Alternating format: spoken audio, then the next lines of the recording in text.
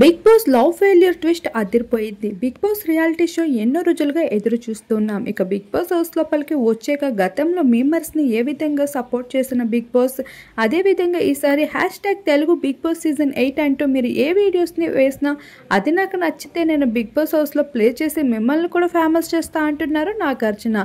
ఇక బంపర్ ఆఫర్స్తో వచ్చేసిన నాగార్జున ఈసారి మరింత ట్విస్టీగా పెట్టేందుకు లవ్ ఫెయిల్యూర్ నైనిని కూడా బిగ్ బాస్ హౌస్ లోపలికి దింపేశారు. తను ఒక డాన్సర్గా అందరినీ ఆకట్టుకోగా ఇక తన డాన్సర్గా నైనిని అయితే ఎంపిక చేసుకోవడం జరిగింది. నైనికి ఆల్రెడీ ఒక లవ్ ఫెయిల్యూర్తో ఢీ షోలో మంచి లవ్ ట్రాక్తో అందరినీ ఆకట్టుకుంటూ తక్కువ సమయంలోనే మంచి క్రేజ్ని దక్కించుకున్న ఘనత నైనికి దక్కింది.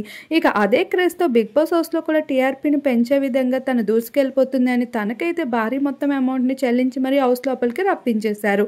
ఎంతో అందంగా ఉండే నైని బిగ్ బాస్ హౌస్లో ఇంకెంతకాలం కొనసాగుతుందో అనేది చూడాల్సి ఉంది. మరి మీ అభిప్రాయం ఏంటి?